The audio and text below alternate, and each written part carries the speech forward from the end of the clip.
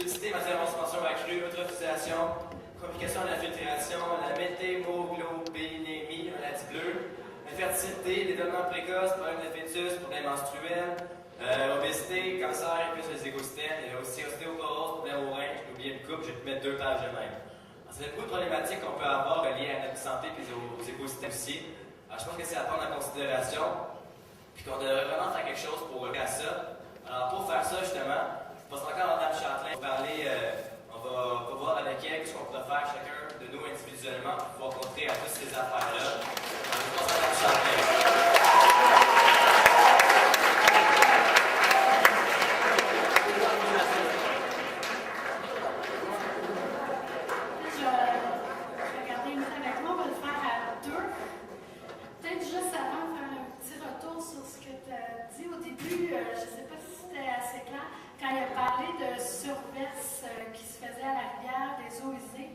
En fait, on s'entend que tous les jours, il y a des eaux usées qui sont déversées à la rivière.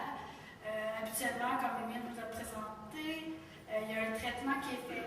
Par contre, des fois, les chiffres qu'il y a que X nombre ici, il y en a X nombre à Saint-Jean, c'est des surveillances qui sont faites sans traitement. Donc, ce que ça veut dire sans traitement, ça veut dire oui, vous allez aux toilettes, il n'y a pas de traitement, donc ça va directement à la rivière. Donc, c'est important qu'on pense, souvent c'est à cause qu'il va y avoir trop d'eau qui va se rendre dans la station, donc l'usine n'a pas les capacités pour traiter l'eau. Donc, c'est important de voir peut-être à dire comment on va diminuer l'eau qui va se rendre à la station, ou encore, on va passer ça, on en reviendra tantôt, ou encore il y a des effets qui se font directement sur la qualité. Donc, il y a des actions qu'on peut faire concernant la quantité d'eau qu'on va utiliser, qu'on va rejeter, puis aussi concernant la qualité d'eau qu'on va rendre finalement, qu'on va envoyer à la station ou directement au cours d'eau. Donc, on était intéressés. Moi, je me suis déplacée jusqu'ici, donc j'ai aussi envie de vous entendre. Donc, pour commencer, j'en ai une liste, mais j'aimerais savoir si vous avez des idées justement d'actions que vous ou vos parents vous pouvez faire pour s'assurer qu'on ne va pas polluer la rivière, pour pas avoir tous les effets qu'on vous a parlé.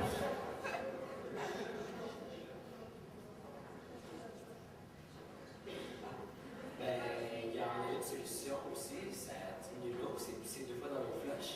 Fait que tu gaspilles comme tu as 2 fois même pour boire. Peux-tu recommencer, on va pas concrétiser? Là, est-ce que je parle assez fort?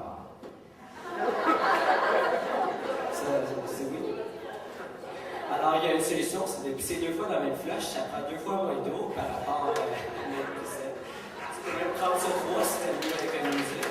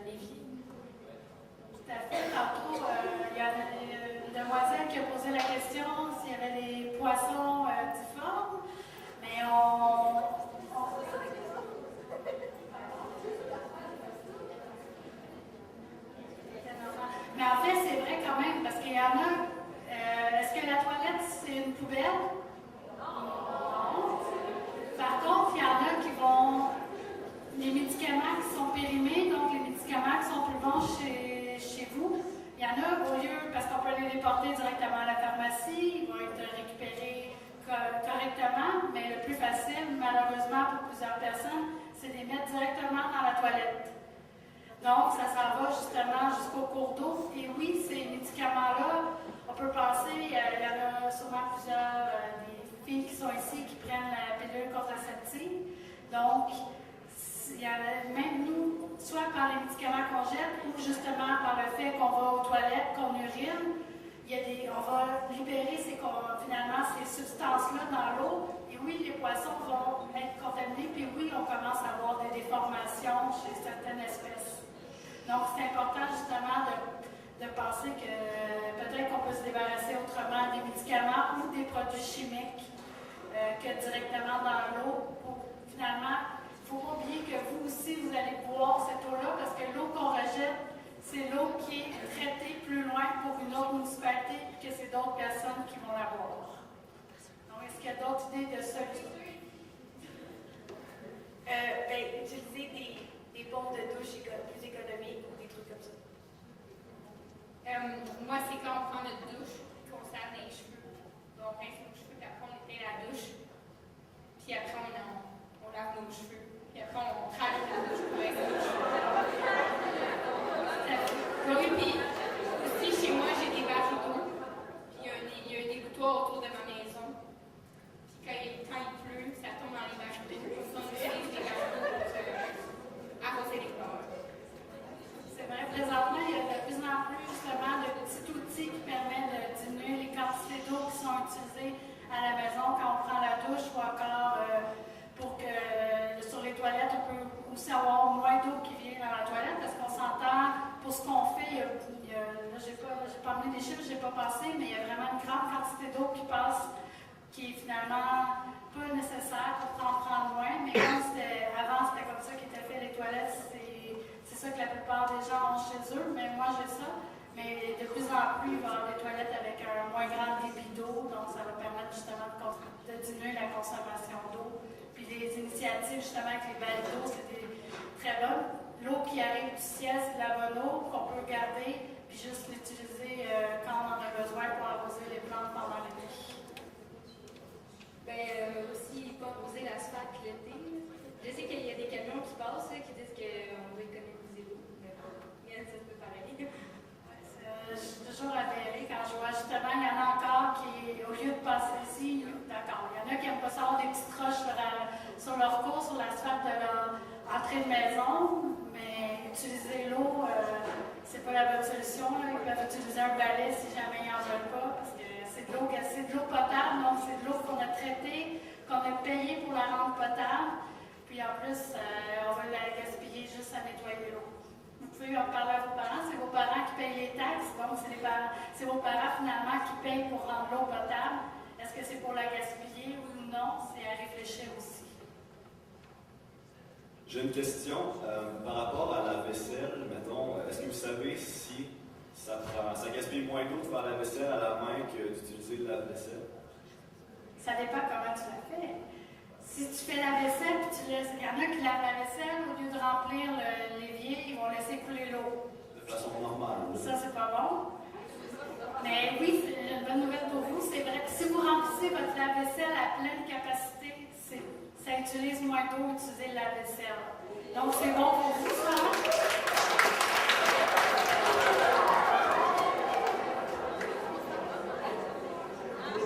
Parce qu'on s'entend pour remplir un lave-vaisselle, c'est souvent plus qu'un repas. Il va y avoir, je ne sais pas quelle quantité d'assiettes. Je n'ai jamais dénombré le nombre d'assiettes. Mais au cumul, c'est une bonne nouvelle pour vous. Mais ça dépend encore une fois. Si l'ensemble, parce qu'il y en a les parents vont vouloir que les assiettes soient quasiment propres, rendues dans le lave-vaisselle. Dans ce cas-là, lavez-la, mettez-la pas dans le lave-vaisselle. Donc, c'est toujours comment on fait les choses, mais pour vous, c'est une bonne nouvelle, là, mais ouais. Est-ce qu'il y a d'autres idées, d'autres actions que vous pensez que vous pouvez faire?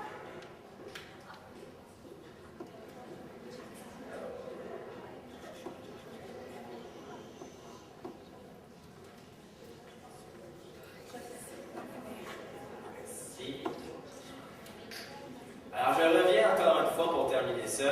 Alors, moi aussi, j'ai une proposition à faire pour une action qu'on pourrait faire tout le monde ensemble. Alors, on va lire avec la logique. Alors, les rejets d'eau usée, c'est causé par les stations d'épuration. Tout ça, c'est à qui? C'est aux municipalités. Alors, dans le fond, c'est les municipalités qui gèrent les stations d'épuration et donc qui gèrent les rejets des eaux usées. Alors, moi, justement, j'ai été interrogé par ça.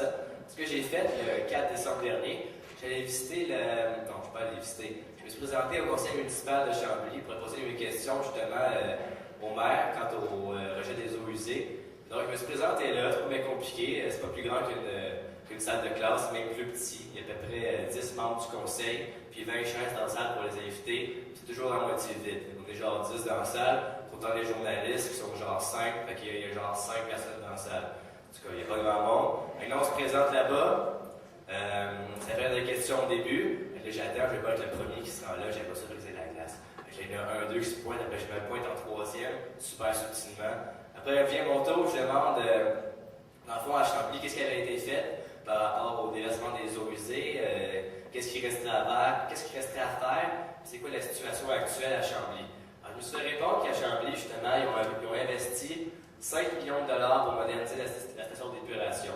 Je suis fier de ma ville verte. 5 millions de dollars, c'est pas rien. Alors, c'est le fun.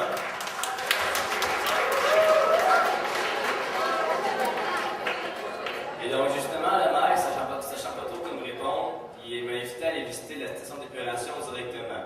C'est ça. Alors, une semaine plus tard, le 11 décembre dernier, je suis allé visiter la station d'épuration à Chambly.